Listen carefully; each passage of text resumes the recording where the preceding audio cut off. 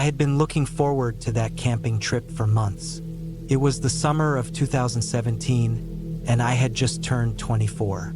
I'd been working long hours at a warehouse job near Manchester, barely seeing the daylight outside of work. When a mate of mine canceled last minute, I decided to go alone rather than waste the weekend. I wanted space, quiet, and that sharp, damp air you only get out in the countryside. I picked a small site just outside of Peak District, not an official campsite with facilities, but one of those secluded spots people mention online when talking about wild camping. I packed light: a one-person tent, sleeping bag, some instant noodles, a torch, and a small camping stove.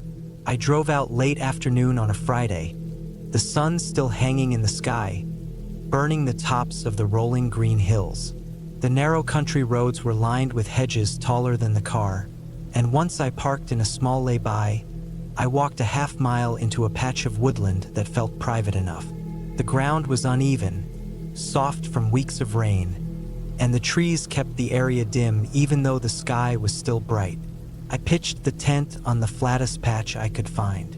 The fabric looked small against the endless stretch of trees. I remember feeling satisfied as I zipped it up, knowing I had the place to myself. The silence was thick, broken only by the occasional caw of a crow or the rustle of something small moving in the undergrowth. After a simple meal of noodles and tea, I walked around the edges of the woods as the sun began to set. The light dipped behind the hills and the whole area turned from gold to a deep, shadowy green. I returned to my tent just as the chill crept in. I lit a small fire and sat on a log I had dragged over, watching the flames spit and crack. That's when I first saw her. It was quick, almost too quick to process. Across the treeline, maybe 40 feet away, there was the faint shape of someone standing still. At first, I thought it was a tree stump or my eyes playing tricks in the flickering firelight. But when I stared longer, I could make out a figure. A woman. She was standing just past the nearest set of trees, facing my direction. She didn't move. I remember the way my stomach dropped. I tried to rationalize it. Maybe she was just another camper, a hiker passing through, someone from one of the nearby farms. But the longer I looked, the stranger it felt. She was too still, too quiet. No shifting weight, no moving arms, nothing. I told myself to ignore it. I went back into the tent, zipped it up, and lay inside my sleeping bag, torch off. My ears strained for sound. Nothing, just the occasional creak of branches above. I must have lain there for hours, tossing and turning, checking the time on my phone every 10 minutes. Midnight came, then 1 in the morning. At some point, I drifted into a half-sleep. A snapping branch woke me. I held my breath. It had come from close by, maybe 10 feet from the tent. The sound of shoes pressing into wet ground followed. Soft, deliberate steps. My mouth went dry, and my heartbeat hammered in my chest so hard I swore it would give me away. I didn't move. I just listened. The footsteps circled slowly around the tent. A twig cracked, then another. I imagined her, because in my head it was her, standing right outside, watching the thin wall of fabric separating us. My torch was within reach, but I didn't dare grab it. I didn't want to make a sound. After what felt like forever, the steps stopped. The silence that followed was worse than the noise.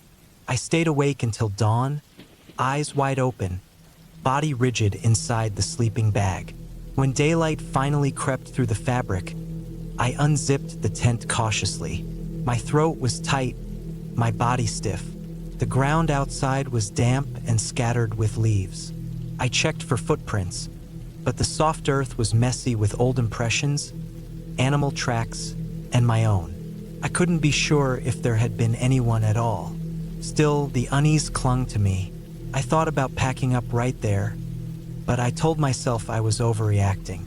Maybe it had been a deer or fox moving around. Maybe my brain had turned a shadow into a figure.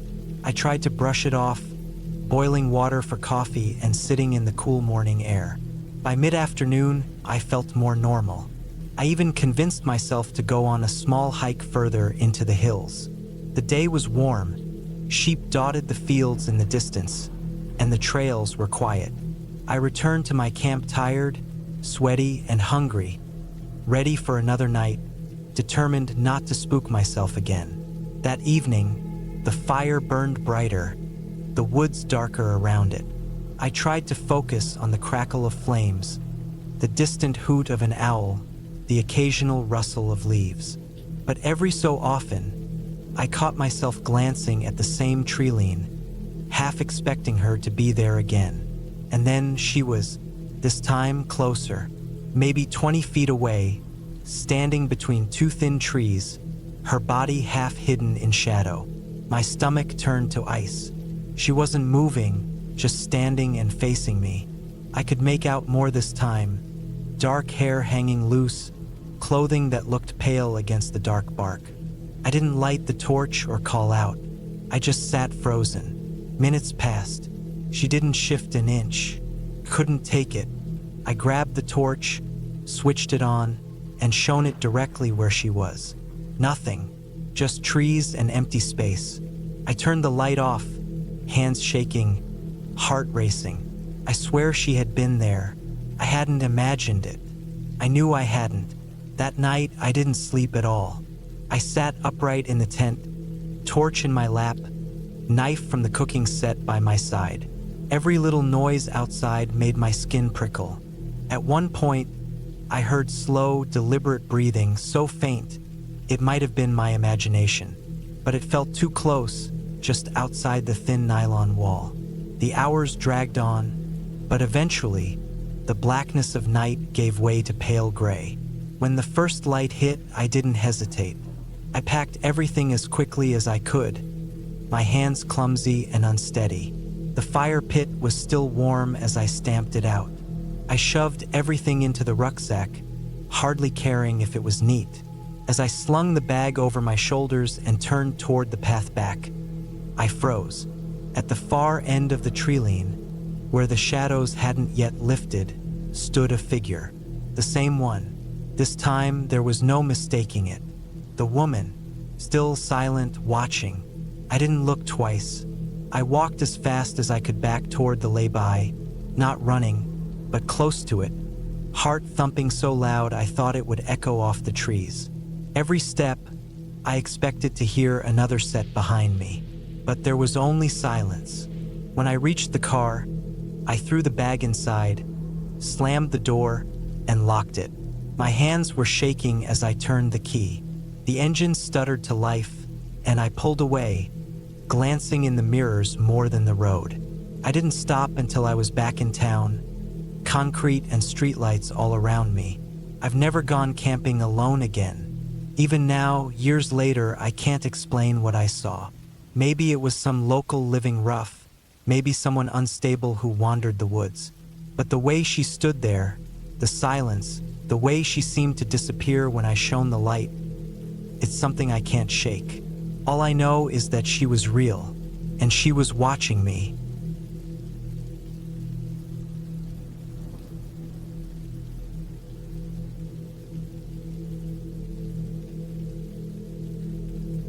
I was 24 the summer I decided to camp alone near the Welsh countryside.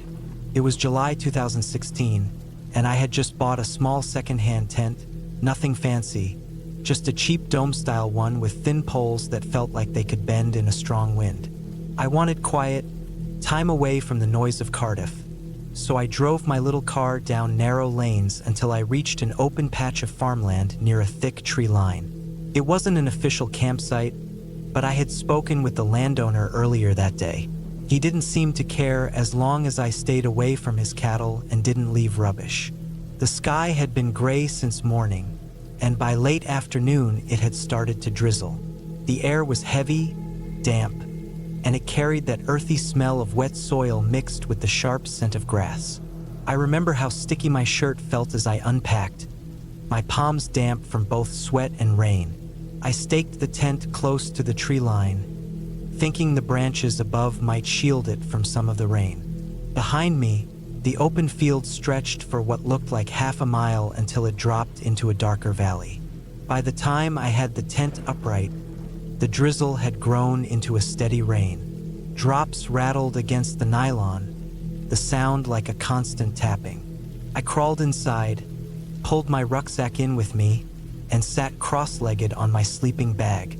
The inside smelled faintly of plastic and mildew, the kind of smell secondhand gear always seems to have no matter how many times you try to air it out. I had packed a small torch, some snacks, a bottle of water, and a folding knife I kept more for peace of mind than anything else. My phone showed no signal. The last time I checked, I had one bar while parking near the farm gate, but here, closer to the trees, there was nothing. I didn't think much of it. I wasn't planning on scrolling through social media anyway. The rain grew harder as the evening deepened. By 8, the sky was dark, and the only light I had was my torch. I switched it off after a while to save the batteries, letting the tent sink into darkness. The sound of rain became louder, heavier, almost deafening at times when the wind drove it sideways into the thin fabric walls. I lay down on my back, staring at the vague outline of the tent ceiling just inches above my face. At some point, I dozed. The rain hadn't stopped when I woke again, but what pulled me out of sleep wasn't the weather. It was a different noise. At first, I thought it was part of the storm, the shifting of branches, the slap of water-heavy leaves. But then I realized it was footsteps. Slow, deliberate. They pressed into the wet soil outside, close enough that I could feel faint vibrations through the ground. My chest tightened. My first thought was the farmer checking if I was still there, but it felt too late, too strange. I checked my watch just past midnight. Whoever it was, they weren't moving fast, just steady steps, circling the tent. I stayed completely still, barely breathing, listening to the sound of water dripping from their clothes, mixing with the constant hiss of rain. I could picture boots squelching in mud, someone heavy shifting their weight carefully.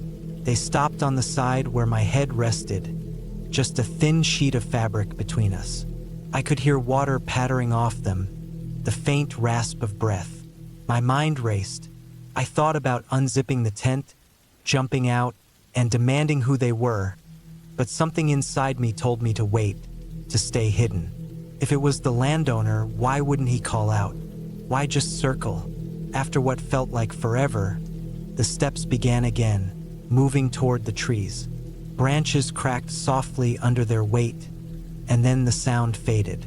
I stayed frozen, counting in my head, waiting for the noise to return. Didn't. The rain kept falling, and eventually, after half an hour or so, exhaustion pulled me into a restless sleep. When I woke again, it was to a different sound, the sharp tear of nylon fabric. My eyes flew open. For a second, I couldn't place it. Then I saw the faint outline of a cut forming near the base of the tent, the blade dragging slowly through the material. My heart slammed against my ribs. I reached for my torch and knife at the same time, flicking the light on.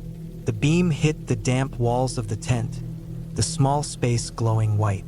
The cutting stopped immediately. Whoever was outside froze. For a few seconds, nothing moved. Rain hammered the roof. My hand shook as I gripped the knife, though it felt pathetically small. Then came the footsteps again, quick this time, retreating. I heard them squelch back into the trees, branches snapping as they pushed deeper. I sat there shaking, the torch beam jittering against the fabric. The rip wasn't big, maybe 5 or 6 inches long, but it was enough to make me understand that whoever had been there wasn't curious. They wanted in. I knew I couldn't stay. Every part of my body screamed at me to leave before they came back. I shoved everything into my bag as fast as I could, barely caring about neatness. The rain poured harder when I crawled out, the cold slapping against my face. My trainers sank into the mud as I stumbled toward the open field. The night was pitch black except for the faint outline of the valley below. My torch beam cut a narrow path, but beyond it was nothing but rain and shadows. My car was at the far end of the field near the gate, maybe a 10-minute walk. Each step felt like dragging myself through quicksand. The ground sucked at my shoes, the rain blinded me, and every noise, the wind, the water, the shift of leaves, sounded like someone running behind me. Halfway across, I stopped. Something moved at the edge of the field, near the line of trees. A dark shape, tall, barely visible through the rain. It wasn't coming toward me, just standing there, watching. My stomach dropped. I didn't wait to make sense of it. I forced my legs forward, slipping in the mud, almost falling more than once. When I finally reached my car, my hands were trembling so badly I struggled with the keys. The metal slipped, scraped against the lock, until finally it clicked open. I threw my bag in, slid into the driver's seat, and slammed the doors shut. My breath fogged the glass instantly. I started the engine, the headlights slicing through sheets of rain. For a moment, I just sat there, gripping the wheel, staring at the empty field. The dark shape by the trees was gone. Only the rain remained, pounding against the windshield. I drove out fast, tires spinning in the mud before catching on the gravel road. I didn't stop until I was back on the main road, miles away from that field. The next morning, I checked the tent. The cut was clean, too precise to be an accident. The thin nylon sagged around it like an open wound. That image stayed with me. Whoever was out there, they weren't lost hikers or farmers. They came prepared, in the dead of night, with a knife sharp enough to slice through fabric in one smooth motion. I never camped alone again after that. Even now, years later, the memory of that night in the rain clings to me. The sound of footsteps outside thin fabric, the rip of a knife, the silhouette in the field. It plays in my head whenever storms roll in. And I always lock my doors twice before going to bed, because I learned that night how close danger can stand in the dark. Just waiting, just watching.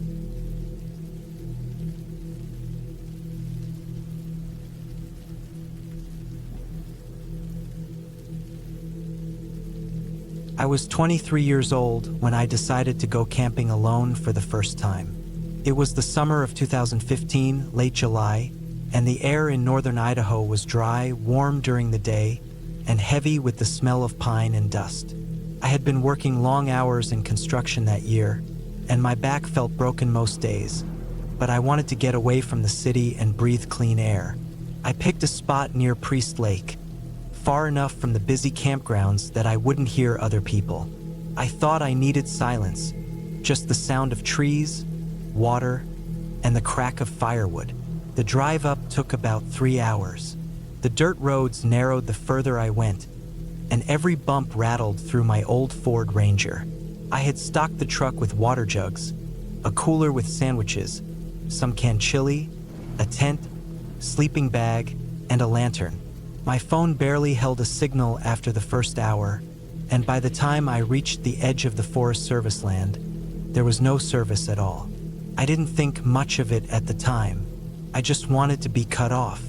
The campsite I picked wasn't official. It was one of those pull-off clearings with a rough fire ring made from old stones someone had stacked years before. Moss grew between the rocks, and charred black pieces of wood lay scattered. I parked, stepped out, and stretched my legs. The air smelled sharper up there, a mix of sap and wet earth. The lake was maybe half a mile down a narrow game trail I could just barely see through the trees. No other cars were around, no tire tracks fresher than a week. Felt like I had the place to myself.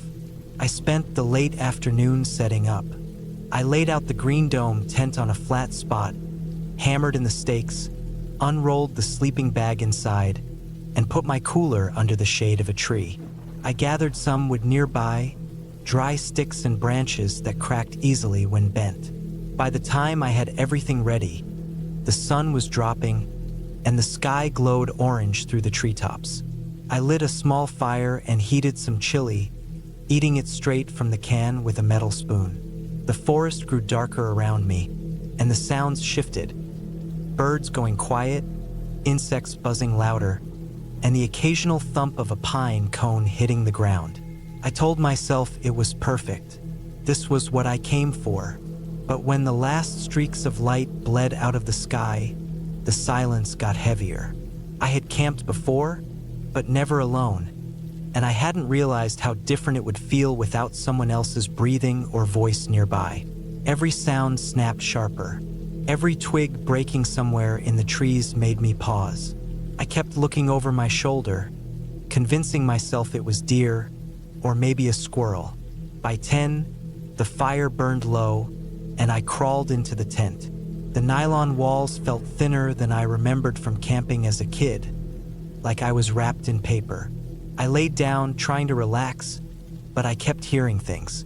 Leaves brushing, a faint crunch of steps stopping, then nothing. I told myself it was just my mind playing tricks. I must have drifted off around midnight because the next thing I knew, I was awake again, heart racing. I didn't know why I woke up at first. Then I realized the fire was completely out. No glow at all. The forest was pitch black, thick with clouds covering the moon. I listened, and I heard it again. Footsteps. Slow, steady, moving just outside the ring of where the fire had been. Not heavy like a bear, not quick like deer. Human. The hair on my arms stood up, and I felt my whole body lock tight. I didn't move. I barely breathed. The steps circled, crunching softly on the needles and dry ground, then stopping. For long stretches, there was silence, but I could feel it. Someone was out there. My tent zipper was shut, and I was inside with nothing but a small pocket knife in my pack. No gun, no real weapon, just me, lying frozen while someone walked around my camp. The sound went on for what felt like forever, sometimes closer, sometimes farther. Once, I swore I heard the sound of something brushing against my cooler, the faint scrape of plastic shifting. I pictured some drifter, someone living out in the woods, hungry, curious, maybe dangerous. My mouth was dry, and I could taste fear like metal in my throat. I wanted to scream, but I knew better. I just stayed still. At some point, exhaustion must have taken me again, because I woke to gray light filtering through the tent. My body was stiff, my face damp with sweat. I unzipped the tent carefully, expecting to see someone still there, but the clearing was empty. The fire ring looked the same, but the cooler was shifted a couple of feet, tilted slightly. The lid was still closed. I walked around slowly, checking the ground, and saw footprints in the dirt. Clear shoe prints, not boots or hiking shoes, but worn sneakers. They circled my tent, looping around several times before heading back into the trees. My chest felt tight as I stared at them. This hadn't been in my head. Someone really had been out there all night. I thought about packing up right then, but I told myself maybe it was just someone passing through. Maybe they were gone now. I forced myself to stay calm, made a quick breakfast of bread and peanut butter, and walked down to the lake. The water was still, a silver mirror under the early sky. It should have been peaceful, but I couldn't stop thinking about the prints. I kept checking over my shoulder on the walk back. When I reached camp again, I noticed something I hadn't before. One of the stakes on my tent was pulled halfway out, like someone had tugged at it. My stomach dropped. I didn't even eat lunch. I just packed everything fast, shoving the sleeping bag into the truck, loading the cooler, stomping out the dead fire, and folding the tent without care. My hands shook the whole time. I couldn't stop imagining someone standing there during the night, pulling at the tent, maybe deciding whether to open it. The drive back down the dirt road felt endless. Every bend I expected to see another car blocking me, or someone standing in the middle. But the road stayed empty, the forest passing by in thick walls of green. When I finally reached the main highway, the tension in my chest eased just enough that I could breathe normally again. Back in town, I parked at a gas station and just sat in the truck for a while, staring at people walking in and out, normal people in daylight, safe and ordinary. It struck me how quickly things could turn. Out there, in the dark, no one would have known where I was. No phone service, no help if I screamed. Just me and whoever was circling my camp. I never went back to Priest Lake after that. I still camp sometimes, but only with friends, never alone. And I always make sure the fire burns through the night. That trip taught me something real. The woods aren't scary because of bears or mountain lions. The scariest thing you can run into out there is another person.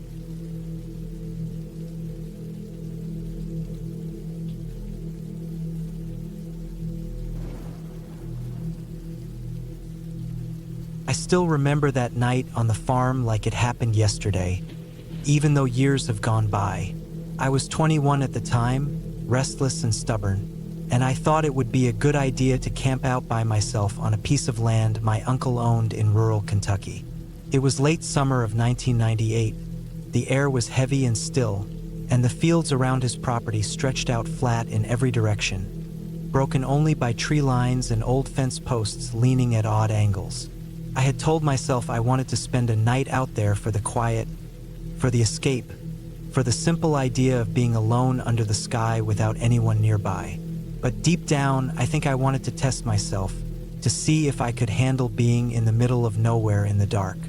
My uncle's farm had a big white barn that was already falling apart back then. The paint peeled off in sheets, and the roof sagged a little where the wood underneath had rotted. Behind it were acres of fields that he mostly used for hay, with long grass that reached up to my waist if I walked through it.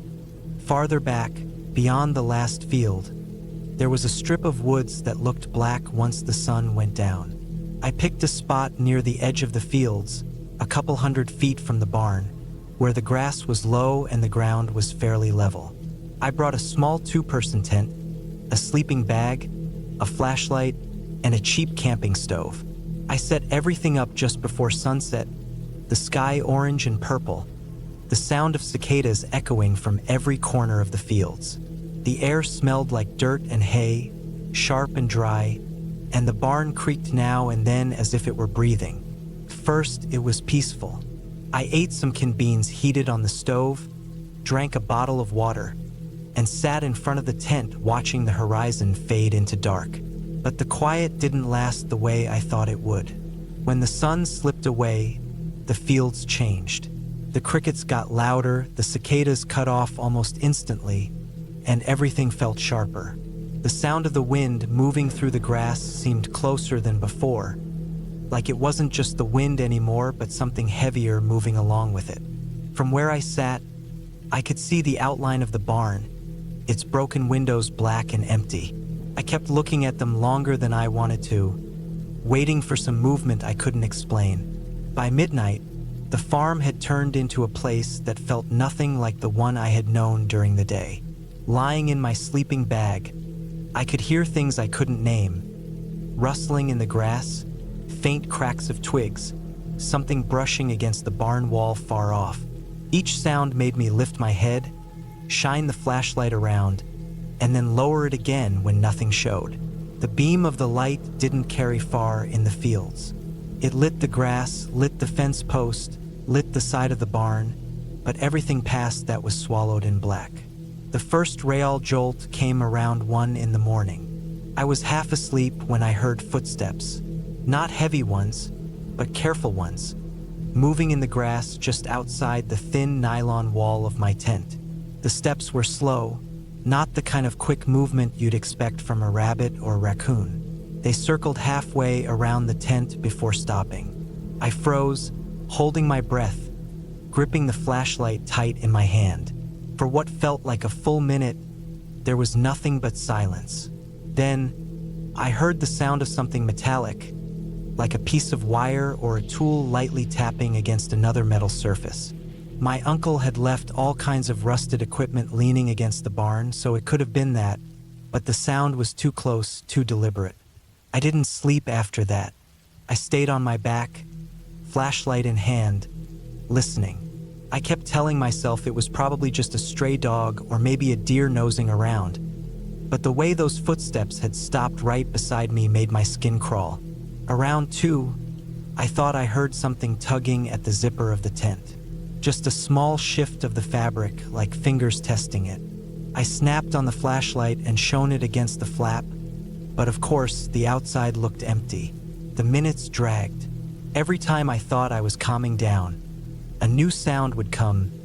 Dull thuds from the barn, rustling grass, something that sounded almost like breathing. I realized how thin that tent really was, how useless it would be if someone actually wanted to get inside. The thought hit me then, clear and heavy. I wasn't afraid of animals. I was afraid of a person out there. By 3 a.m, I couldn't take lying still anymore. I unzipped the tent slowly, my hands shaking, and slipped outside with the flashlight. The air was thick and damp, and the beam cut across the field in a pale cone. I turned in circles, scanning the grass, the barn, the fence line. Nothing moved. Still, I couldn't shake the feeling of being watched. I decided I'd had enough and started packing up. My plan was simple: throw my bag and tent in the trunk of my car and drive back to my uncle's house.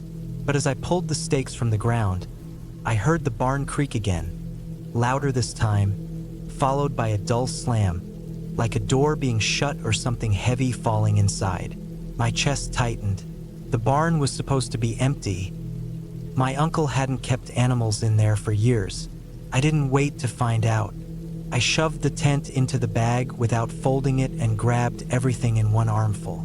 The field felt endless as I hurried across it, every few steps glancing over my shoulder. The barn loomed to my right, and I swore I caught a glimpse of movement in the window, a darker shape shifting in the black. I kept walking faster, almost jogging, until I reached my car parked by the gravel road. When I got inside, I locked the doors, started the engine, and aimed the headlights toward the barn. The beams washed over the sagging wood and broken glass. For a moment, I thought I saw someone standing in the doorway, just past where the light ended. My stomach dropped, but before I could focus on it, the shape seemed to blend back into the shadows. I didn't look again.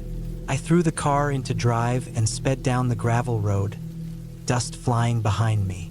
I didn't tell my uncle what happened the next morning. I just said the camping trip was fine, but that I preferred sleeping indoors. He nodded, didn't ask questions, and I left it at that. For weeks afterward, I couldn't sleep right. Every creak of my apartment floor, every tap on the window during a windy night, sent me back to that field. Looking back now, I still don't know for certain what was out there. Maybe it was just a drifter who had been using the barn for shelter. Maybe it was someone passing through the fields. Maybe they had no idea I was even there at first. But the way they circled the tent, the way the zipper moved, the way the barn door slammed, it was deliberate. Somebody knew I was there, and they wanted me to know it too. That was the first and last time I camped on that farm.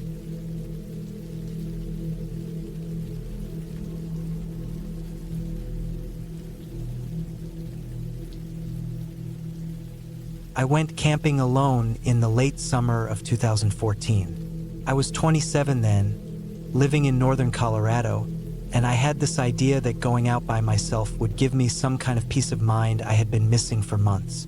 I picked a spot about 2 hours outside Fort Collins, a quiet stretch of national forest land that wasn't crowded like the more popular campgrounds. It wasn't an official site with marked spots, just a rough dirt road that ended in a wide clearing with enough room for a tent and a fire ring. I parked my old Jeep near the tree line, carried my gear down closer to the clearing, and set up my tent before the sun dropped too low. The evening was quiet, only the sound of insects and the occasional call of a bird settling into the trees. I cooked on a small stove, ate quickly, and then sat watching the woods darken while the air cooled. By the time I crawled into my sleeping bag, the only light left was the faint glow of the coals from my small fire.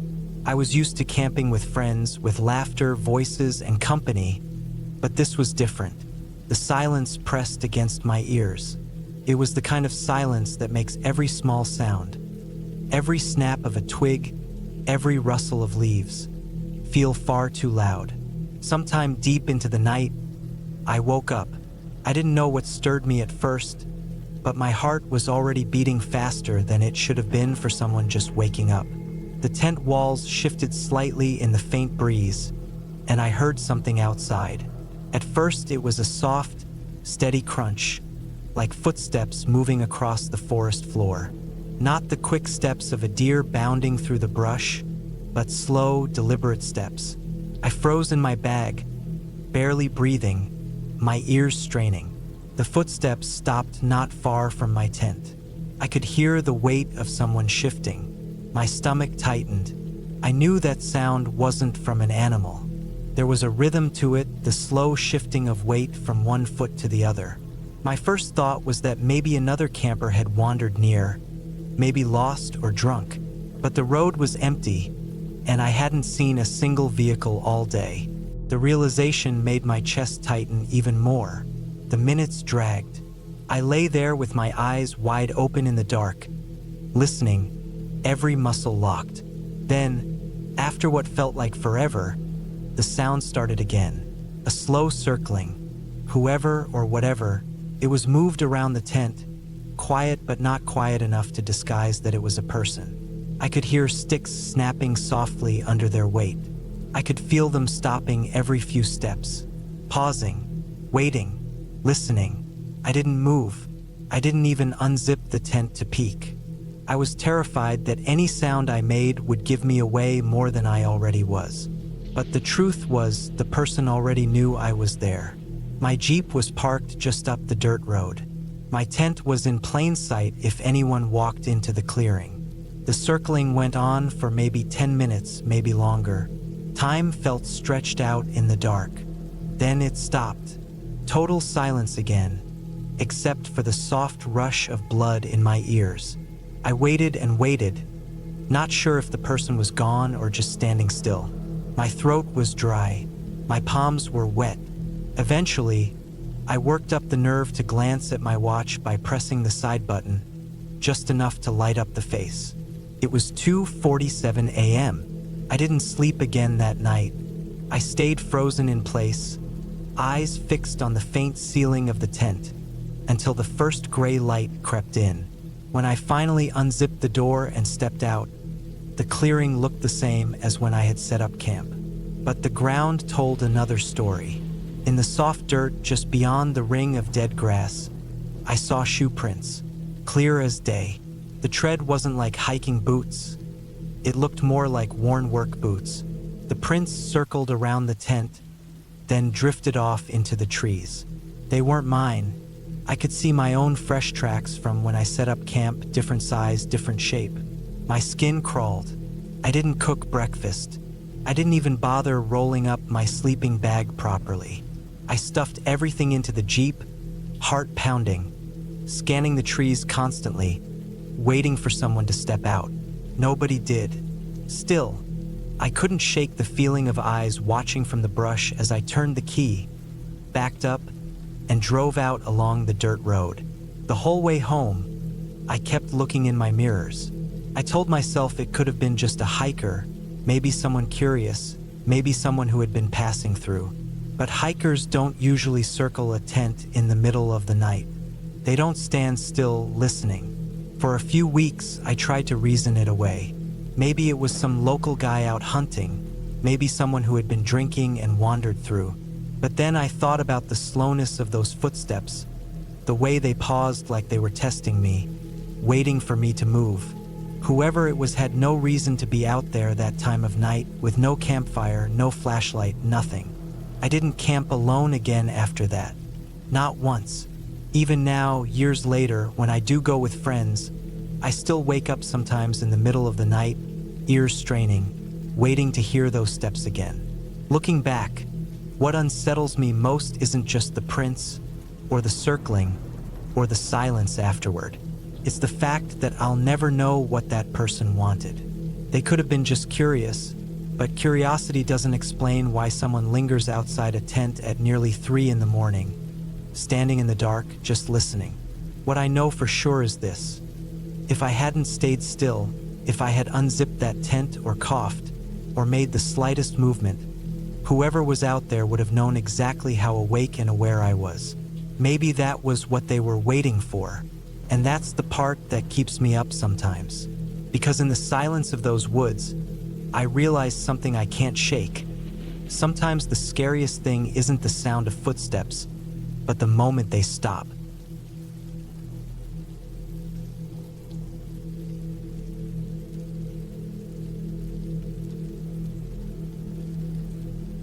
I was 24 in the summer of 2016, living in Arizona and working at a small mechanic shop. I didn't have much money, but I always made time to get outdoors on weekends.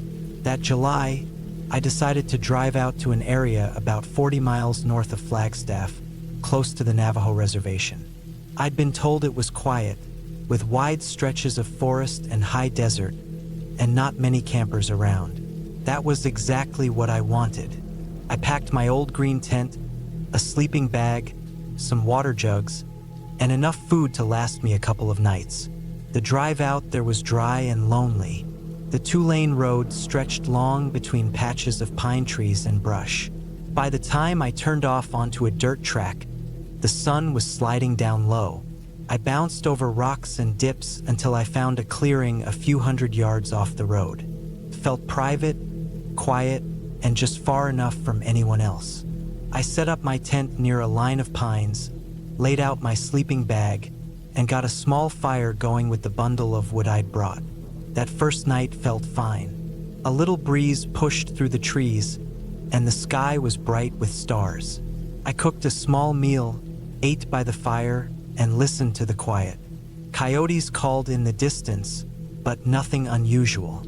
I slept without much trouble. The second day, I hiked around for hours.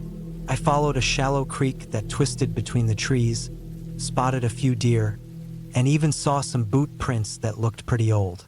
By late afternoon, I was back at camp, tired and dusty. I sat by the fire again as night came on. The air was still warm, but the quiet felt heavier that evening, like the woods had hushed up for a reason. I shook the feeling off and crawled into my tent once the fire burned down. I woke in the middle of the night to footsteps.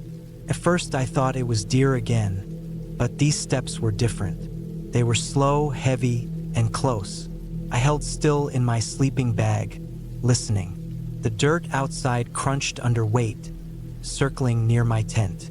I could make out the sound of breathing, low, steady, almost deliberate. My heart thumped hard in my chest. The footsteps stopped just outside the tent wall. For a long minute, nothing happened. I stared at the thin fabric, waiting for a shadow, but there was nothing. Then came a strange noise. It wasn't quite human, and it wasn't quite animal either. It was like someone trying to copy a dog's bark but failing. Low, broken, drawn out. My mouth went dry. I reached slowly for the hatchet I kept inside, pressing my palm around the handle. I didn't move, just listened. The sound came again, this time more like a person coughing but twisted, strained. Then silence.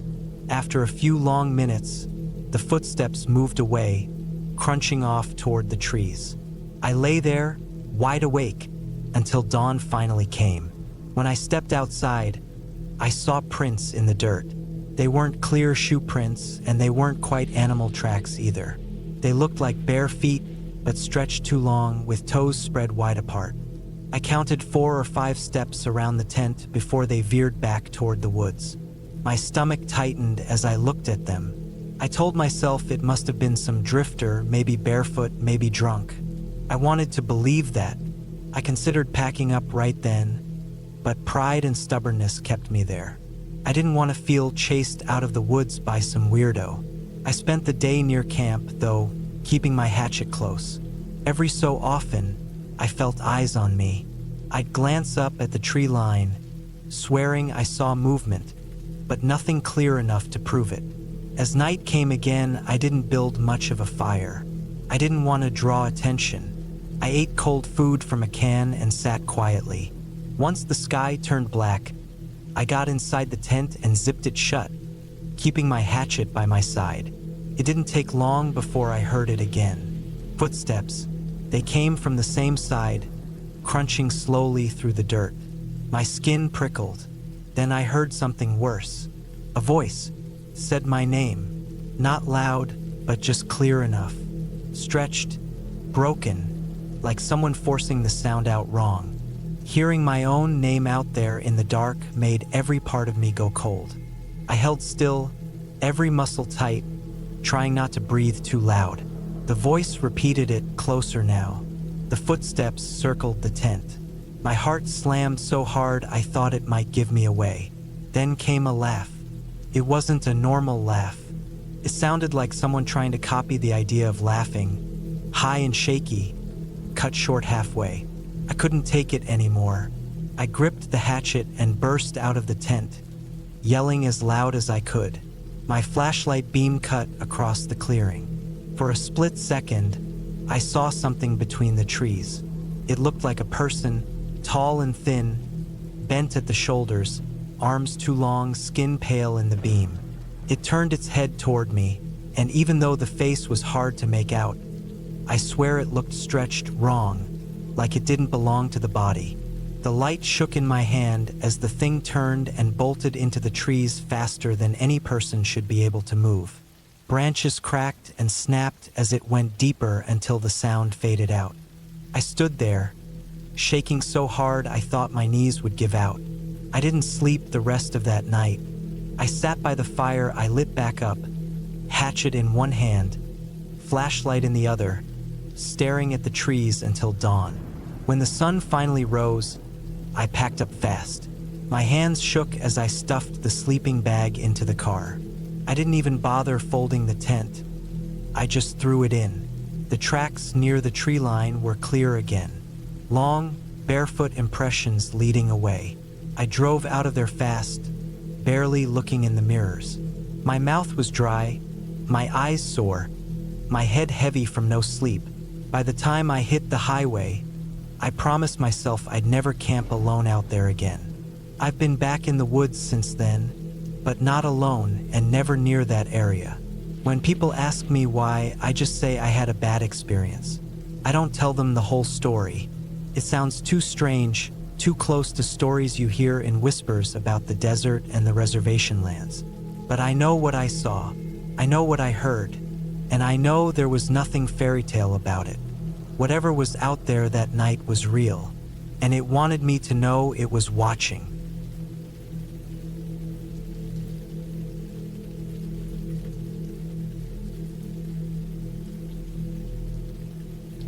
I was 23 when I went on that camping trip.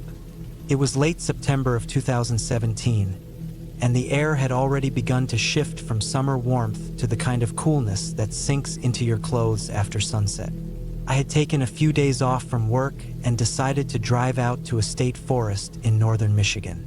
It wasn't a tourist-heavy area, just quiet woods that stretched on for miles, and that's exactly what I wanted. I had grown up camping with my family, so being out there alone didn't scare me. In fact, it was what I craved. I wanted silence, distance from people, the comfort of trees and the crunch of soil under my boots. I brought my gear, a small tent, some simple food, a sleeping bag, and a flashlight. Nothing fancy. I wasn't going out for an adventure, just a quiet escape. The spot I chose wasn't on a marked campground. I had hiked a few miles off the trail until I found a clearing that seemed right. It was surrounded by tall pines and birch, the ground carpeted in brown needles. There was a large fallen tree on the edge of the clearing, half-rotted and covered in moss, that I figured would work as a natural bench. I pitched my tent a little ways from it, set down my pack, and felt satisfied with the spot. The first day passed quietly. I walked around, collected some dry sticks for a fire, and spent the evening listening to the forest settle down as the light faded. When night fell, I lit my fire and cooked some canned beans. The forest was alive with small sounds: raccoons, owls, branches creaking under the weight of the wind. Nothing that alarmed me. I sat there for a while, staring at the flames until my eyes grew heavy, and eventually crawled into my tent. That first night, I slept fine. The second day, I hiked deeper into the forest without my gear, just to look around. I followed deer tracks, noticed a few muddy impressions that looked like they belonged to a black bear, and even spotted a hawk circling overhead. The day was uneventful, but as I walked back to camp in the late afternoon, I noticed something strange. The clearing didn't look the way I left it. At first, I thought I was imagining it. My tent was still there, the fire pit was still blackened with ash, my pack leaned against the log. But something was off. The sticks I had gathered the night before were scattered, not neatly stacked as I had left them. My tent flap, which I had zipped all the way shut, was halfway open. I stood there for a long time, staring. My mind ran through possibilities. Maybe an animal nosed around. A raccoon could have tugged the flap. A squirrel could have messed with the sticks. It made sense, but something about it didn't sit right. Animals left signs. They knocked over food, left droppings, claw marks, chewed edges. But none of that was there. I pushed it out of my head and went about making dinner again. I rebuilt my little fire, ate quietly, and watched the trees sway. But my nerves were sharper now. I caught myself turning around too often, staring into the woods like I expected something to be there. That night, I didn't sleep as well. I kept hearing faint noises. Not the typical forest background I was used to, but sharper, more deliberate ones. A stick cracking just beyond the tent. A rustle of leaves that carried weight, not the light brushing of a rabbit. Every time I opened my eyes and listened, it would stop. By dawn, I was exhausted, but I told myself I was overreacting. I made coffee on my small camp stove, sat on the fallen tree, and tried to enjoy the early morning air. But then I noticed something else. There were boot prints in the dirt. They weren't mine. I checked. My boots were heavy hiking ones with thick tread. These were different, flatter, more worn, like old work boots. They weren't clear enough to tell size, but they were distinct enough to know what they were. And they led right up to my tent, circled around, and then disappeared into the trees. That realization left me cold. I sat there staring at them for what felt like forever. Whoever it was had come into my camp during the night. Maybe while I was asleep. Maybe while I was lying awake listening.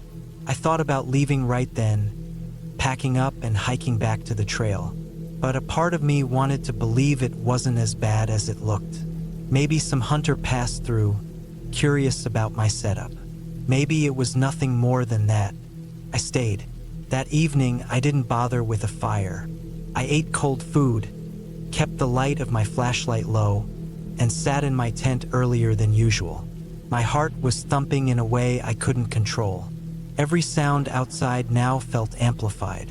Every shift of wind in the trees, every acorn dropping from above, every movement in the leaves had me frozen. Hours passed like that.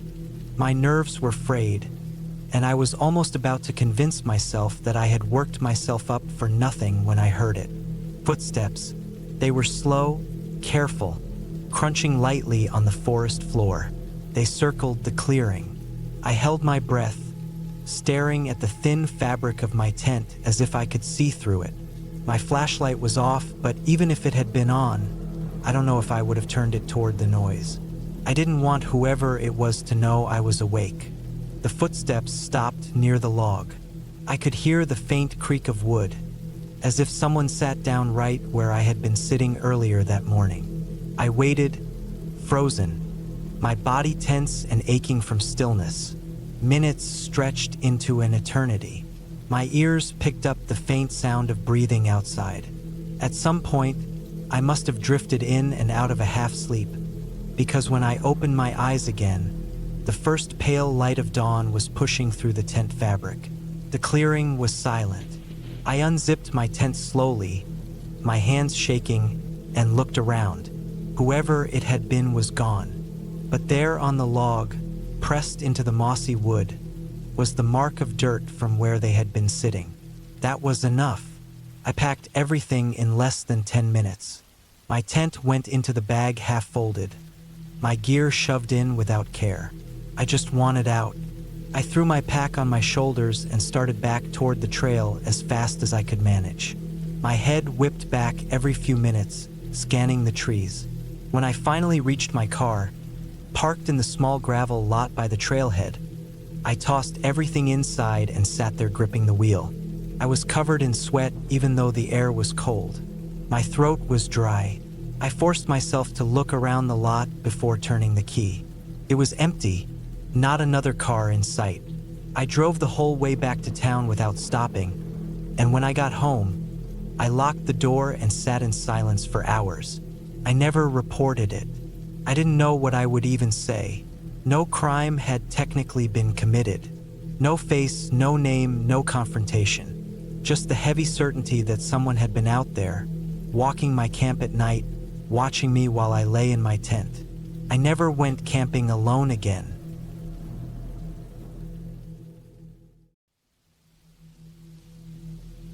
I was 19 when I decided to do something that, looking back, I can only call stupid. It was the summer of 2013, a few weeks after I had finished college exams, and I was restless. My friends were busy. Some had gone on holidays, others were working, and I had too much time on my hands. I wanted something different, something that would shake me out of the boredom. I don't remember where the idea came from exactly, maybe a video I watched online or a story I overheard, but it stuck with me. I wanted to camp in a graveyard for one night. There was an old cemetery outside of Bristol, tucked off a narrow country lane, the kind of place most people didn't even notice when driving past. The stone wall around it was half collapsed in places, the gate rusted and leaning. Inside, tall grass had grown up around broken headstones, and large oak trees cast heavy shadows across the ground. It wasn't a busy place, not an active cemetery anymore, just old and mostly forgotten. That's what made it appealing. It felt like I could disappear there for a night and no one would even know. I packed my cheap tent, a sleeping bag, a torch, a bottle of water, and some snacks. I set out late in the afternoon, riding my old bike down the narrow lanes until I reached the cemetery wall. The road was quiet. I leaned my bike against a tree, hauled my bag over the wall, and climbed after it. I felt a little thrill as my shoes landed in the long grass on the other side. It was still bright, but the place already felt heavier, quieter, like sound didn't travel the same once you were inside. I walked around for a while, looking for a spot to set up. The ground was uneven, many headstones leaning at odd angles, some cracked and sinking into the dirt. I found a relatively flat space near the back, under a wide oak tree that spread its branches across several graves. I pitched the tent there, the thin fabric standing out sharply against the old gray stones around it. As the sun started to drop, the place became even quieter. The occasional crow would land on a headstone or the wall, watching with black eyes before flying off. The air smelled of damp earth and moss. I sat outside the tent, eating crisps, watching the shadows stretch long across the ground. There was a strange comfort in how still everything was, but it was the kind of stillness that made every little sound jump out.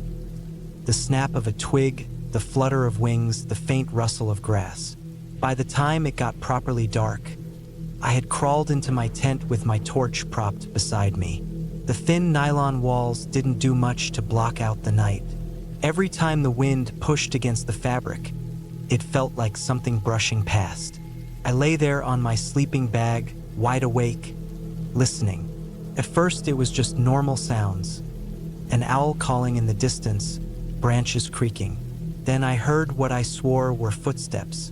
Not steady, but irregular, as if someone was trying to move quietly through the grass.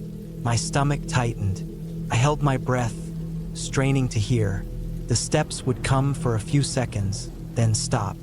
The silence that followed felt heavier than the sound itself. I told myself it could be an animal, a fox maybe, or a badger, but the weight of the steps didn't feel like that. They sounded slower, more deliberate. I reached for my torch, switched it off, and sat there in darkness, thinking maybe it was better not to give away my exact position with the light. The night pressed in harder without it, the tent walls like thin skin between me and the unknown outside. Minutes dragged by. I tried to steady my breathing, but every tiny noise made my heart thump harder. Then I heard it again, closer this time. Grass being pushed aside. A low crunch of dirt under a shoe. There was no mistaking it now. Someone was moving out there. I thought about unzipping the tent and looking, but the thought of shining my torch and seeing someone standing there froze me in place. My hands were sweating, gripping the zipper without pulling it. I lay down flat, as if making myself smaller would help. For what felt like an hour, I stayed like that, barely moving. Eventually, the footsteps faded, or at least I convinced myself they had. My eyes grew heavy, and somehow, despite the fear, I drifted into a shallow, restless sleep. I woke up again to the sound of something scraping, a harsh, dragging sound, like stone against stone. It was faint, but in the silence of the graveyard, it cut through everything. I sat up slowly, my mouth dry. The sound came again, closer, then stopped. I couldn't take it anymore. I reached for my torch, flicked it on, and unzipped the tent halfway. The beam cut through the darkness, lighting up the crooked headstones and the grass. Nothing moved. The scraping had stopped. I stepped out, holding the light in a shaking hand, sweeping it across the graves. That's when I saw it. Not a ghost, not anything supernatural. Just a man. He was crouched near one of the headstones, maybe 30 feet away, his back turned slightly. He was tall, thin, dressed in dark clothes. He wasn't visiting a grave, not at this hour, not the way he was moving. He had something in his hand, what looked like a crowbar, and he was prying at one of the smaller headstones, trying to loosen it from the ground. The sight hit me like ice water. My chest tightened, my throat went dry. He hadn't noticed me yet. I switched the torch off immediately, crouched low, and slipped back into the tent. My heart pounded so hard it hurt. This wasn't some animal. This was a man, and whatever he was doing out there at 3 in the morning wasn't right. I sat in silence, barely breathing, hoping he wouldn't come closer. Time dragged. Every second stretched into minutes. At one point I heard the scraping again, then a dull thud, then nothing. Finally, after what felt like forever, I heard steady footsteps moving away, growing fainter until the night swallowed them. I waited, frozen, for another half hour at least before I dared to move. I didn't bother packing my things properly. I shoved my sleeping bag into my pack, grabbed the torch and my phone, and bolted. I didn't even use the gate or the wall properly. I scrambled up the side, scraping my leg, and dropped down onto the road outside. I didn't look back.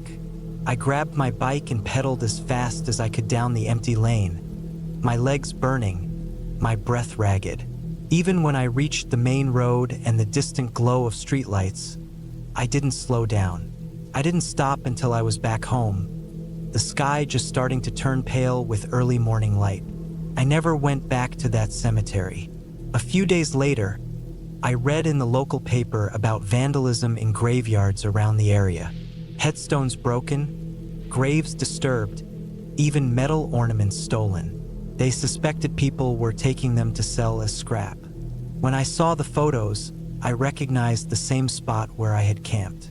The thought still chills me. I had gone there looking for a thrill, expecting silence, maybe some wildlife, maybe just my own imagination making things worse. Instead, I found something far more unsettling, another person. Someone who had no reason to be there, someone willing to tear apart a grave for a few pounds. It was a different kind of fear, colder and sharper because it was real. I learned something that night. A graveyard isn't scary because of old stones or shadows. It's scary because of who else might be there, hidden in the dark, doing things you don't want to see. And I will never, ever camp in a place like that again.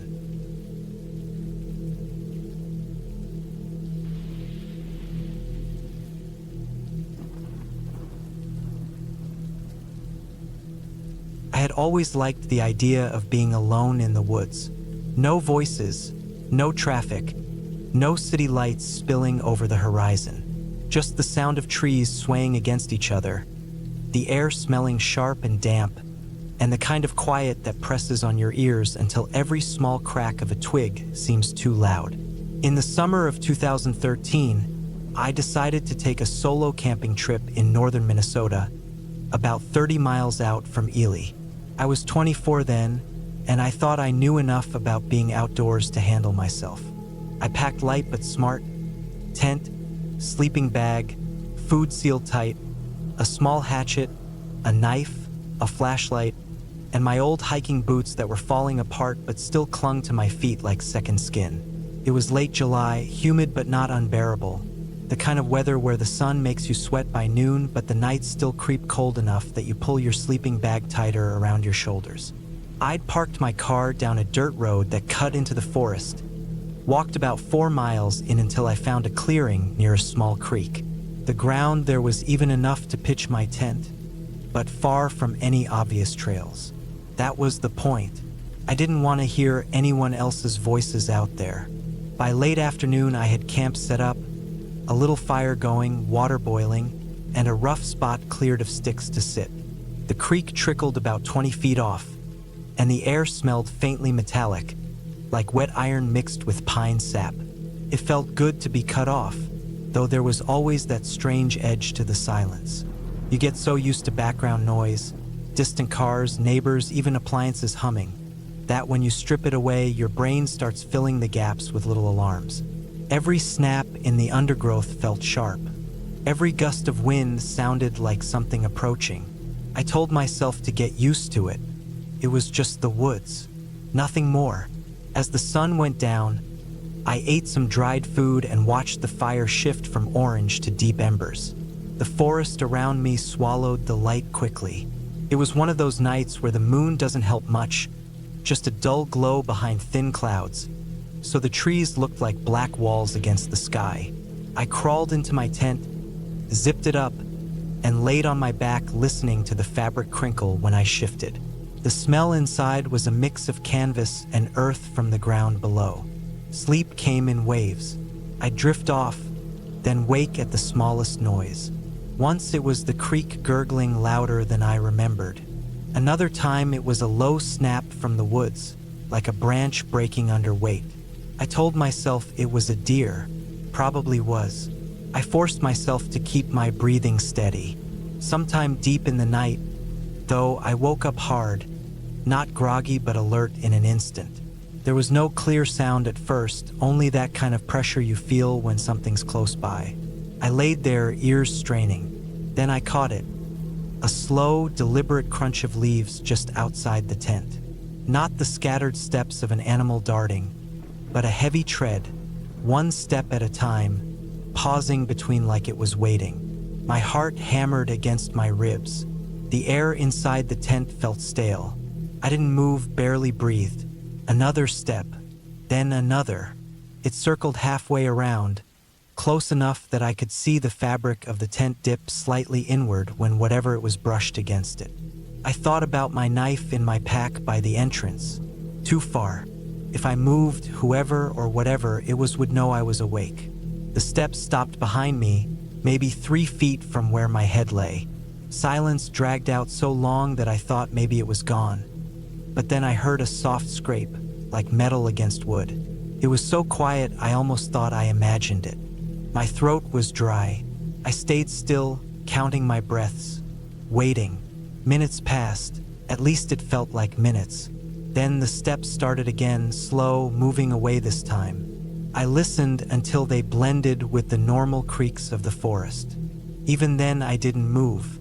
I laid awake until the first light seeped gray through the tent fabric. When I finally stepped outside, the air was damp and heavy. The fire had gone cold, leaving only blackened chunks of wood. I checked the ground around the tent, and that's when I saw them. Bootprints. Not animal tracks, not random indentations, clear human boot prints pressed into the damp soil. They circled the tent, stopping at different sides, like someone had been standing there, studying it. The size looked bigger than mine. I felt exposed instantly. The trees around me didn't look the same anymore. They felt like walls closing in, hiding whoever had been there.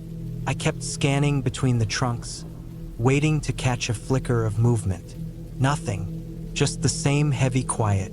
I thought about packing up right then, but it felt like if I rushed I'd make noise, and if someone was still out there, they'd know I was rattled. I forced myself to move slow. I boiled water, pretended like nothing was wrong.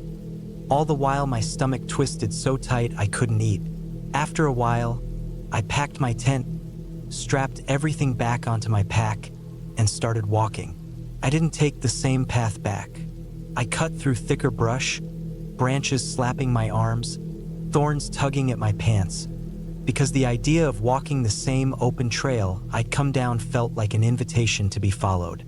Every 20 steps I stopped and listened. Once I swore I heard movement behind me, faint and steady, like someone keeping pace. But when I looked, nothing, just shadows under branches. Took me almost twice as long to get back to where I'd parked. When I finally broke through the trees and saw the dirt road, I felt like my knees might give out. My old Honda sat exactly where I left it, sun beating on the hood. But there was something wrong. Mud smeared on the driver's side door handle, like someone had grabbed it with dirty hands. My chest tightened. I scanned the tree line, half expecting to see someone standing there. Nothing moved. I got in the car fast, slammed the locks down, and just sat there breathing. The woods around me were quiet in that same heavy way, but I could feel eyes on me, even if I couldn't see them. When I finally started the engine, the sound of it roaring to life was almost too loud, bouncing off the trees. I pulled out and didn't look back until miles down the road when the forest thinned and gave way to open sky. That night, back in my apartment, I couldn't stop replaying it. The steps circling the tent, the scrape of metal, the boot prints, the mud on the handle. It was too much to brush off as nothing. Someone had been out there, moving slow, watching me while I lay trapped in thin fabric. Someone close enough to touch the tent. I told myself I'd never camp alone again, and I haven't. Even now, years later, when I wake up at night to some noise outside, my mind goes back to that night in the woods. Not to animals, not to storms. Just a faceless shape standing in the dark, waiting, listening, circling. And the worst part is knowing I'll never really know who it was or why they stopped there.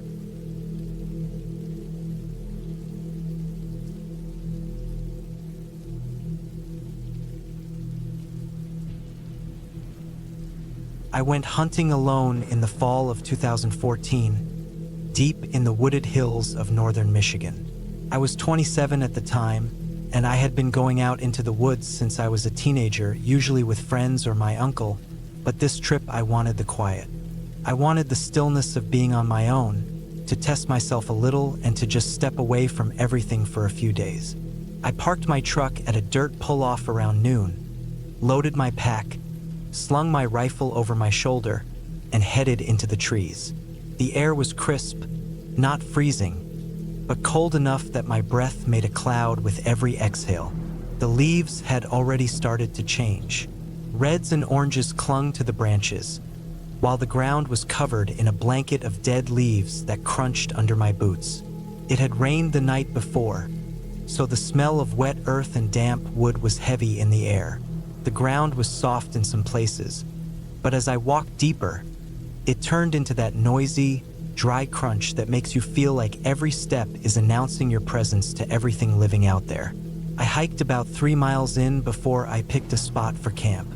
It was a clearing, not too open, but big enough that I could set up my small green tent without feeling boxed in. There was an old fire ring made of stones, probably left behind from other hunters or campers years ago, and I decided to use it.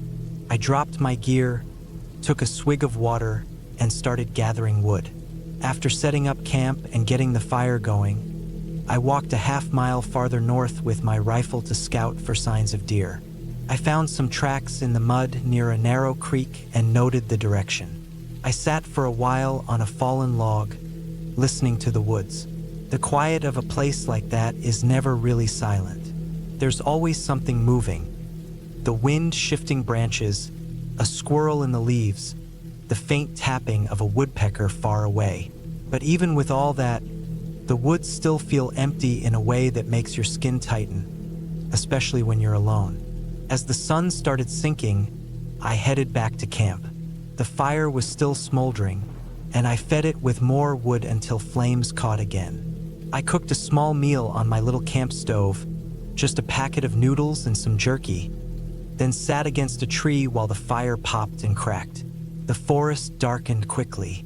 By the time the last light was gone, the woods felt like a wall of black around me. My firelight only stretched a few feet before the trees swallowed it, and beyond that, it was just emptiness. I don't scare easily, but being alone in the dark woods will always make you alert in a way you don't feel during the day. Every sound takes on a sharper edge.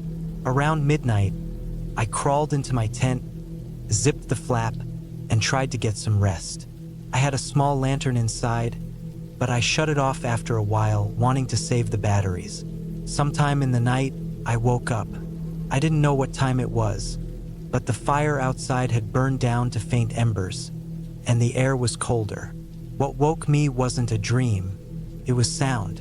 I could hear the crunch of leaves outside my tent. Slow, deliberate steps moving around the camp. Not the quick skitter of a raccoon or the light scamper of a rabbit. These were heavier, human heavy. I lay there completely still, my ears straining. The steps circled, stopping, then starting again. My heart pounded so hard I could feel it in my throat. I reached quietly for my rifle, which was beside me, and held it across my chest. I didn't unzip the tent. I just waited, barely breathing. After what felt like forever, the sounds drifted away. I stayed awake until the first faint gray light of dawn came through the nylon. When I unzipped the tent, the ground outside was disturbed. Leaves were shifted, and faint prints marked the soil near the dying fire pit. They weren't clear enough to tell much, but they were boot prints, not animal. Someone had walked into my camp during the night. The hairs on my neck stood up, but I tried to push it down. Maybe it was another hunter, maybe someone lost. I tried to rationalize it. I made coffee, packed my rifle, and went back out to the creek area. I hunted most of the morning, saw nothing, and came back around noon. My stomach dropped when I saw it. My backpack had been moved. It wasn't where I left it. Nothing was missing, but it was shifted a few feet, the straps twisted like someone had picked it up and set it down again. That afternoon, I didn't hunt. I stayed in camp, sitting by the fire, scanning the woods. The quiet didn't feel peaceful anymore. It felt like something was pressing down, like the trees were holding their breath. I couldn't shake the feeling of eyes on me. By nightfall, my nerves were raw. I kept the fire big, flames reaching up, throwing sparks into the dark. I didn't get into the tent right away. I sat on a log with my rifle across my knees, listening to every sound. Around midnight again, I finally went inside, zipped up, and sat with my lantern on low.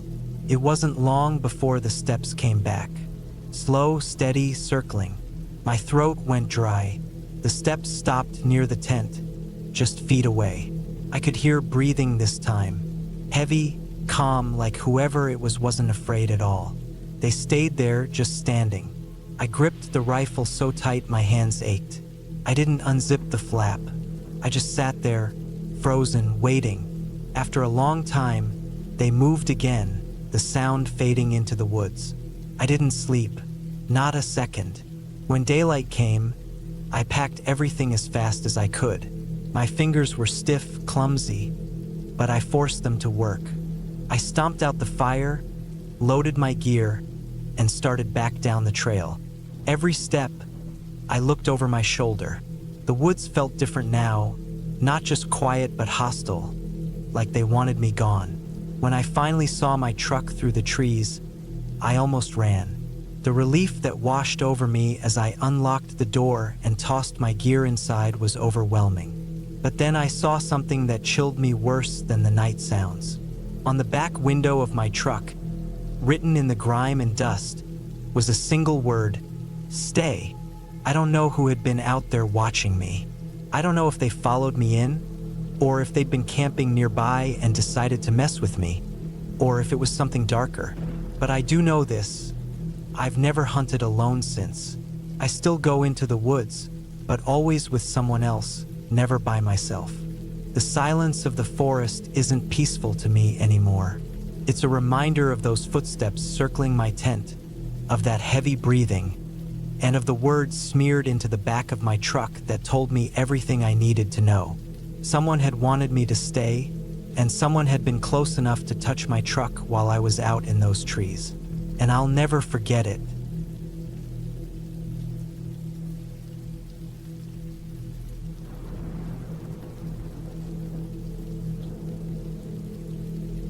I was 25 when I decided to camp alone in the English countryside for the first time.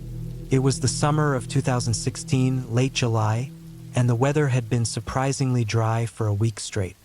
I had been staying in a small rented flat in Bristol at the time, but I needed to get out of the noise of the city and spend a couple of nights under the stars. I had borrowed a decent tent from a friend, packed my sleeping bag, a small camping stove, a lantern, and enough food for 2 days. I didn't choose an official campsite. Instead, I picked a quiet patch of woodland not too far from a small village called Castle Combe in Wiltshire. It was the kind of place where you'd see more walkers and cyclists than cars, and where the sound of the wind through the trees was louder than the occasional hum of traffic. I parked my car on a narrow gravel pull-off by the road and hiked about half a mile into the woods, carrying my pack. The air smelled damp and earthy, a mixture of moss and decaying leaves, and there was that deep silence you only get in English forests, where you can hear the flap of a wood pigeon's wings echo for what feels like forever. I found a clearing just wide enough for my small tent. The ground was soft but dry, covered in pine needles and leaves. The first evening went as I expected. I set up camp slowly, taking my time, making sure everything was in its place. I cooked a simple meal on my stove, boiled pasta with a packet of sauce, and ate while watching the lights sink through the canopy. By the time it was dark, I was already zipped inside my tent with my lantern glowing faintly. I read for a while, then lay there listening to the forest. I fell asleep to the sound of owls calling in the distance. The next morning, I woke up around 6 a.m., the tent warm from the early sunlight. I made tea, stretched my legs, and spent most of the morning walking the trails around the woods. I saw a couple of dog walkers and an older man cycling by the edge of the road, but no one came close to my camp. That's exactly how I wanted it. By afternoon, I was tired, sweaty, and content. I lay on my sleeping bag with the tent flap open, looking out into the trees. It was peaceful in a way the city never could be. It wasn't until that evening that things started to feel strange. Around 8 p.m., just as I was finishing a small fire to keep warm, I noticed movement deeper in the trees. At first, I thought it was a deer. The woods were quiet, but I could clearly see a figure standing between the trees about 30 or 40 feet away. It was a man. He wasn't walking, just standing there. His shape was half hidden in the shadows, but I could see his head tilt slightly, as if he was looking directly at me. I froze. My first thought was that he might be another camper or maybe a farmer from the nearby village. But something felt wrong. He wasn't carrying anything. No bag, no torch, nothing that suggested he was out for a walk. He was just standing there in the half-dark. I tried to act casual, even though my chest tightened with unease. I stirred the fire, pretended I hadn't seen him, and after a few minutes I glanced back up. He was gone. The woods looked normal again, but I couldn't shake the image. I ate quickly that night, barely tasting my food, and put out the fire earlier than planned. I got inside the tent and zipped it fully shut, trying to reassure myself. England wasn't a place where you worried about dangerous people in the woods, at least not usually. But I couldn't sleep properly. Every small sound outside made me jolt awake. The snap of a twig, the rustle of leaves, even the wind shifting. Around midnight, I heard something more deliberate. Footsteps, slow, uneven footsteps moving through the undergrowth near my tent. My mouth went dry. I held my breath and switched off my lantern, lying still in the dark. The steps grew louder, then stopped. For a full minute, I heard nothing. I imagined the man standing there again, just beyond the thin layer of fabric that separated me from the night. I didn't move. I didn't unzip the tent to look. Eventually, the sound faded. Whether he walked away or was still standing there silently, I couldn't tell. It took hours before I fell into a light, uneasy sleep. The next morning, I convinced myself it had been my imagination, maybe an animal. I made tea again, forced myself to eat breakfast, and tried to shake the thought away. But when I stepped out of the tent to stretch, I noticed something that made my stomach drop. In the dirt and pine needles just a few feet from my tent were footprints. Clear, unmistakable footprints from a pair of heavy boots. They circled the tent once, then stopped at the back, where the ground was softer. Whoever it was had walked around me while I was inside. I decided then that I wouldn't stay another night. I packed slowly, trying not to look like I was rushing, even though my skin crawled. I kept glancing over my shoulder into the trees. Nothing moved, but I felt watched the whole time. When I finally shouldered my pack and started the hike back to the car, the woods felt different. Every sound seemed sharper. The quiet no longer felt peaceful. It felt heavy, like something was hiding in it. I reached the gravel pull-off after half an hour and felt a wave of relief when I saw my car. But the relief didn't last. Stuck under one of the wipers was a folded piece of paper. My stomach turned before I even touched it. I pulled it free with shaking hands. It was a page torn from a notebook. On it, written in messy handwriting, were 4 words: "I watched you sleep." That was it. No name, no explanation. I didn't look around to see if anyone was nearby. I just threw my pack in the back seat, locked the doors, and started the car. My hands were shaking so badly on the wheel I could barely turn out onto the road. I drove back toward Bristol without stopping, checking the mirrors constantly, expecting to see someone following me. I never reported it to the police. At the time, I thought they'd laugh, say it was probably some bored teenager playing a joke. But the footprints around my tent and the note under my wiper weren't a joke. Whoever it was had been out there in the woods with me, watching. I never went camping alone again after that. Even now, years later, I still think about it whenever I see a quiet patch of forest in England. The thought that someone stood in the dark, only a few feet from me, watching me sleep, it never really leaves you. And I know for certain, no matter how much I try to reason it away, that there was nothing imaginary about that man.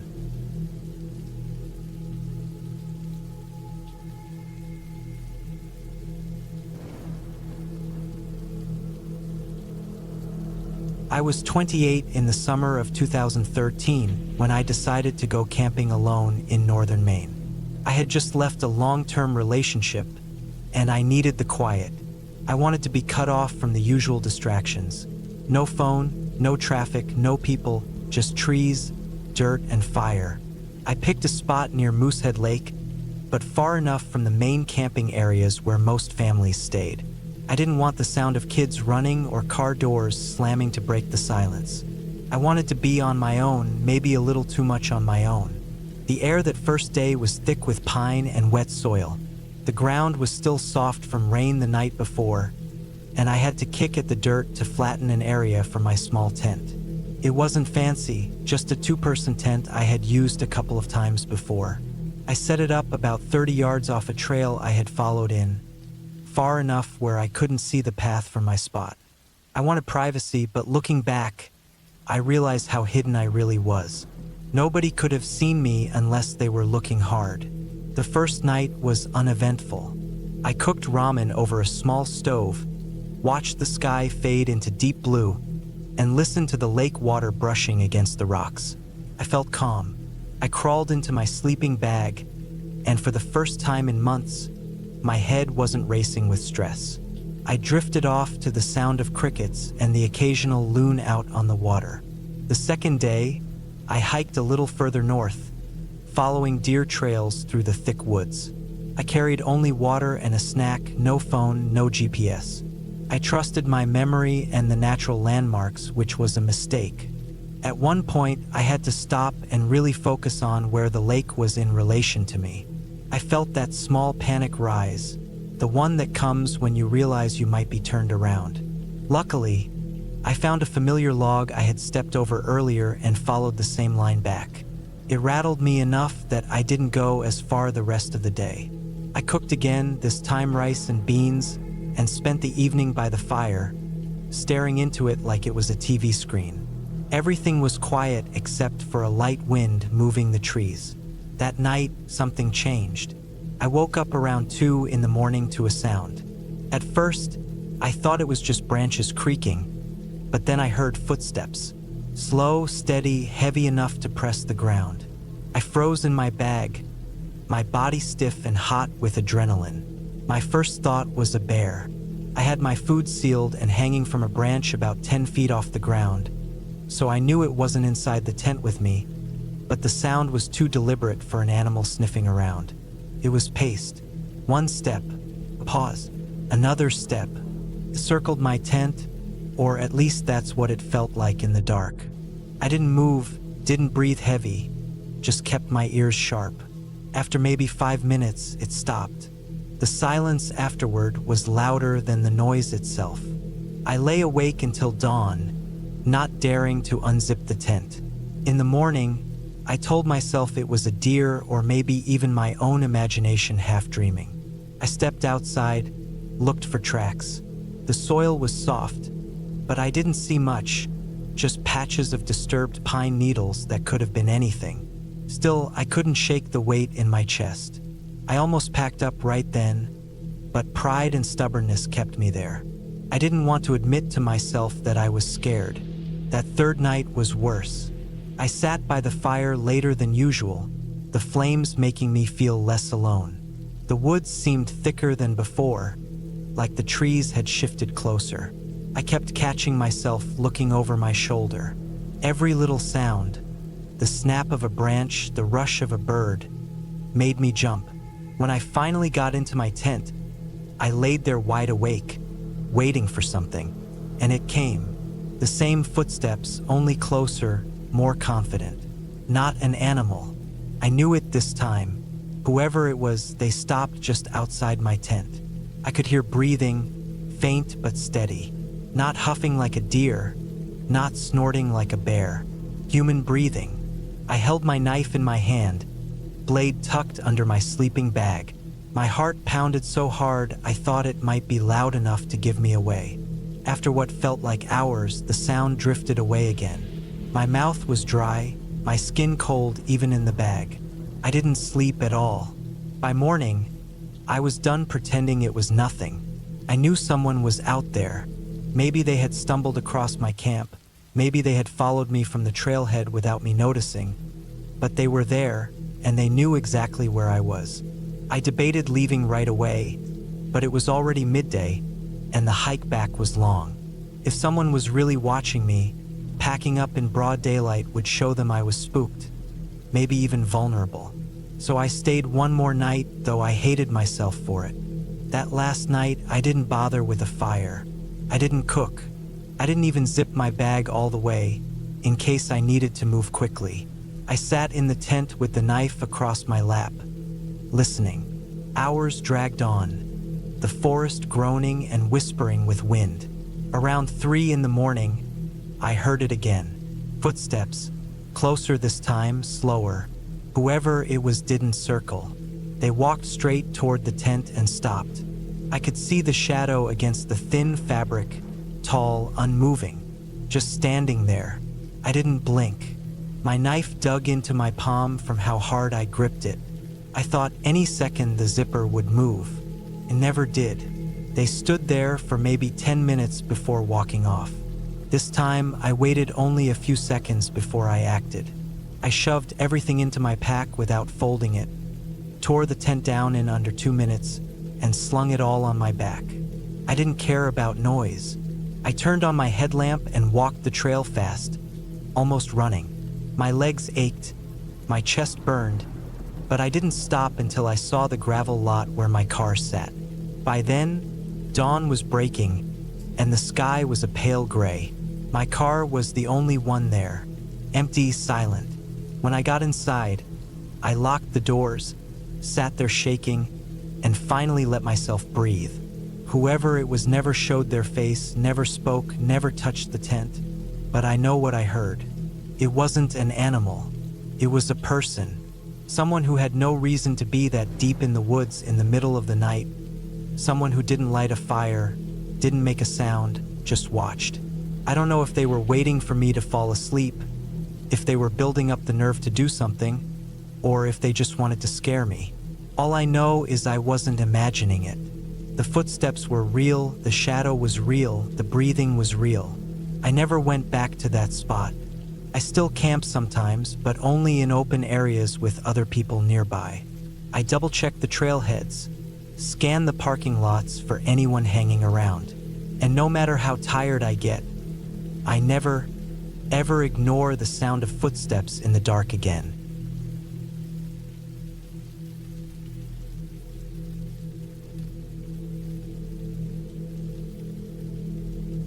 I was 24 years old the summer I decided to drive out to northern Arizona on my own. It was July 2011, and the heat in Phoenix had been crushing me for weeks. I'd been working long shifts, my head stuck between office walls, and I wanted a break where I could just disappear from everything. I packed my tent, a sleeping bag, a small cooler with water and food, and I drove out toward the high desert, where the pine trees break up the dry dirt and red rocks.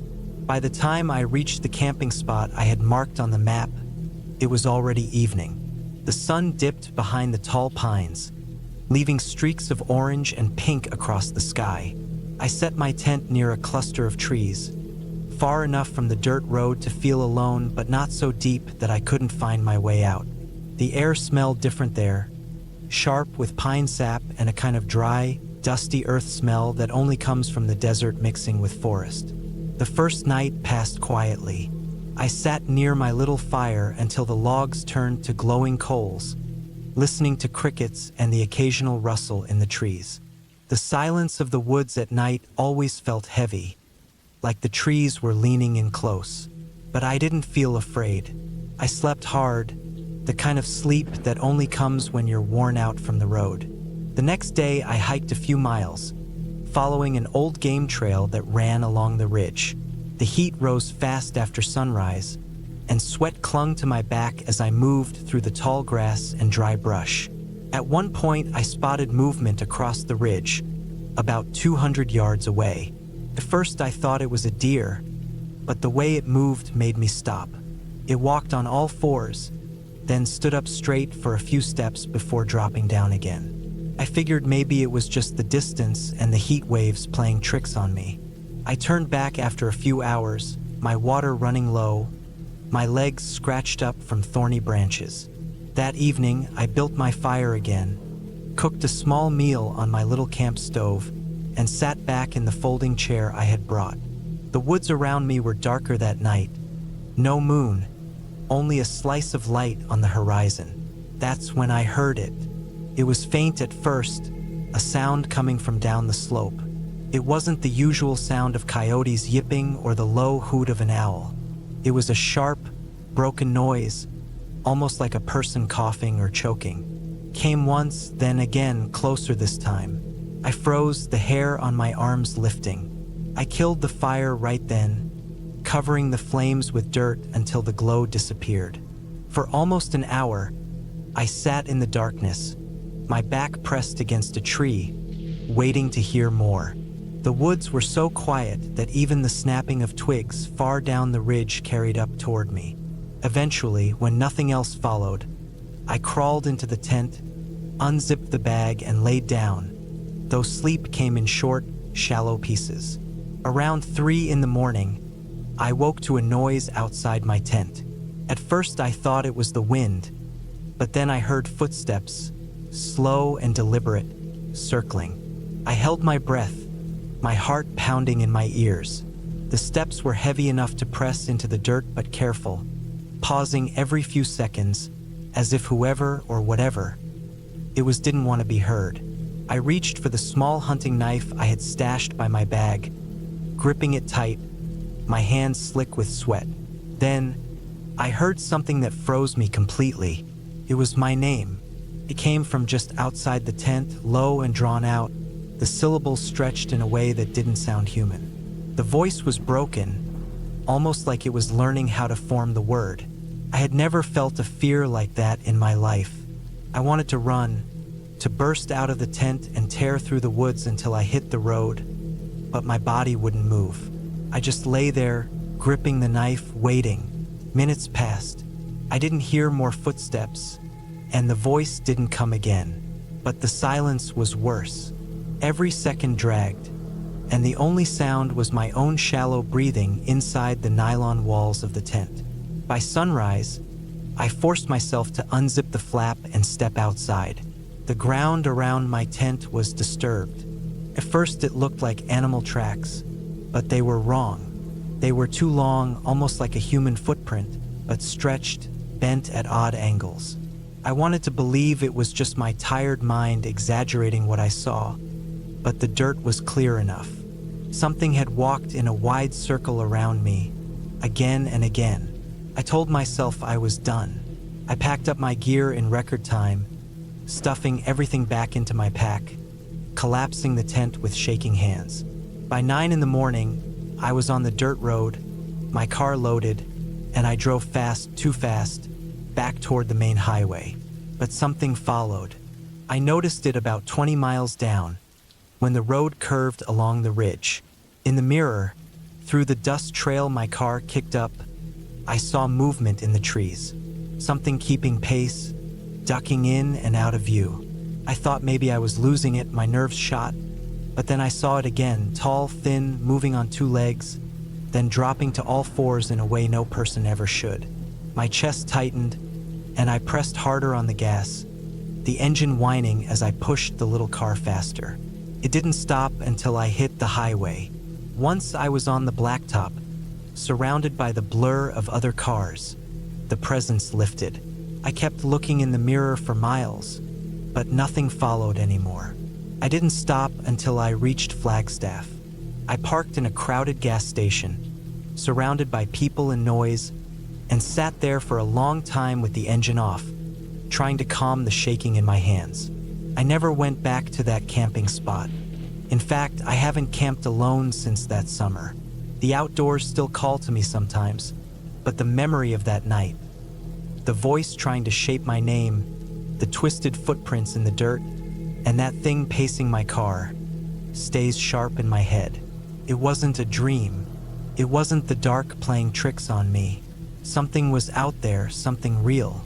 And whatever it was, it wanted me to know it had found me.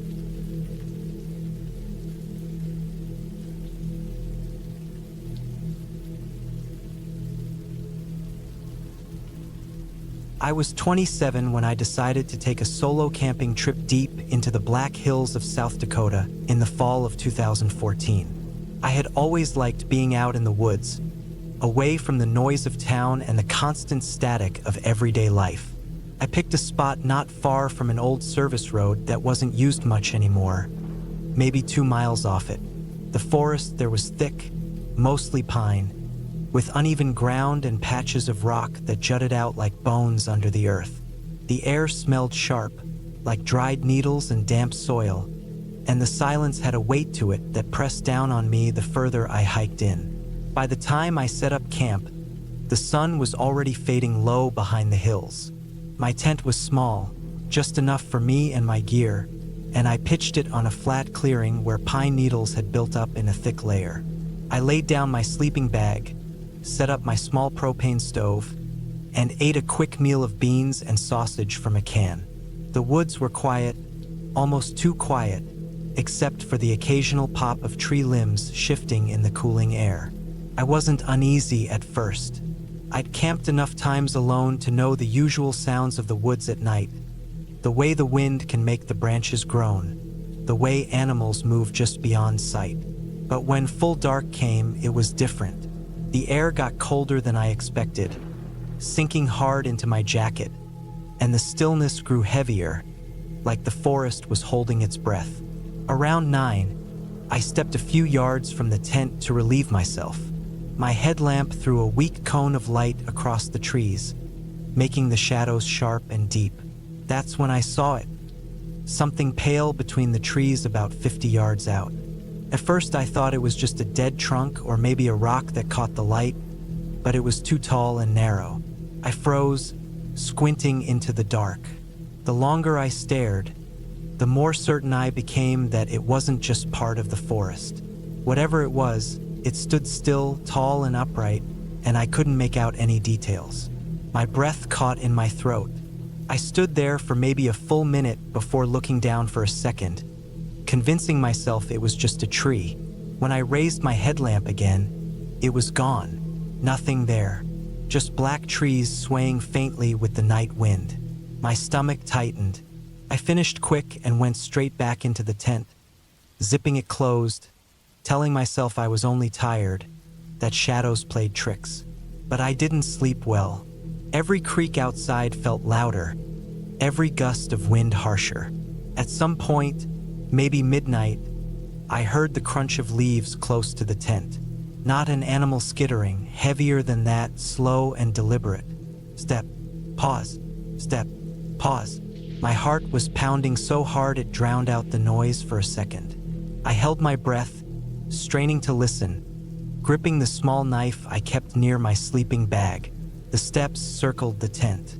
Not rushing, not careless, just moving slow around me. I didn't unzip the tent. I didn't call out. I just lay there, still as stone, knife in hand, praying it would pass. After what felt like forever, the sound faded into the distance, swallowed by the woods. I didn't sleep at all after that. I sat there, staring at the nylon walls of the tent, waiting for morning. When the first light finally bled through the trees, I got out. My legs were stiff from not moving all night. The ground was damp, covered with dew. I forced myself to check the area around the tent. First, I saw nothing. Then, about 10 feet away, I noticed the ground was disturbed. Pine needles and soil shifted, pressed down in clear footprints. Not boots, not shoes, bare feet, large ones. They led from the trees straight toward my tent and circled it before heading off deeper into the woods. I crouched down, staring at them, my stomach twisted tight. They weren't animal prints. They were human, bare human feet on cold, uneven ground in the middle of nowhere. I felt a wave of sickness rise up in me. Whoever it was had stood there, walking slowly around while I lay inside, helpless. I packed up fast.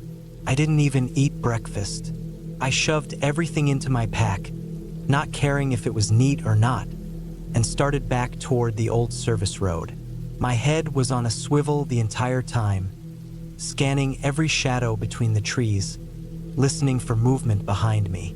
The woods that had seemed peaceful yesterday now felt hostile, like they were watching me. The hike back took almost 2 hours, but it felt longer. My mouth was dry, my heart hammering the whole way. Every snapped twig made me whip around, but I never saw anyone. Still, I couldn't shake the feeling I was being followed. When I finally reached the service road, I didn't stop. I walked fast down it, almost jogging at times, until I reached my car parked in the gravel pull-off. The relief that hit me when I saw it sitting there was so strong I almost dropped to my knees. I threw my gear in the back, climbed in, and locked the doors. My hands were shaking so bad I had trouble turning the key. As I pulled away, I kept checking my mirrors, expecting to see someone step out of the trees. But no one did. The road stayed empty behind me, winding out of the forest. By the time I hit the highway, the sun was fully up, and the world looked normal again. Cars passed, people went about their day, and it was like none of it had happened. But it did. I never went back to that spot. In fact, I never camped alone again after that. I still think about those footprints sometimes. Bare feet in the cold, circling my tent in the dead of night. Whoever it was, they weren't lost. They weren't out for a hike. They were watching me, close enough to touch the thin nylon walls between us. And the worst part is not knowing why they left. Did they get bored? Did something scare them off? Or did they just decide to wait for another night, another camper, someone else who wouldn't see the pale shape in the dark until it was too late?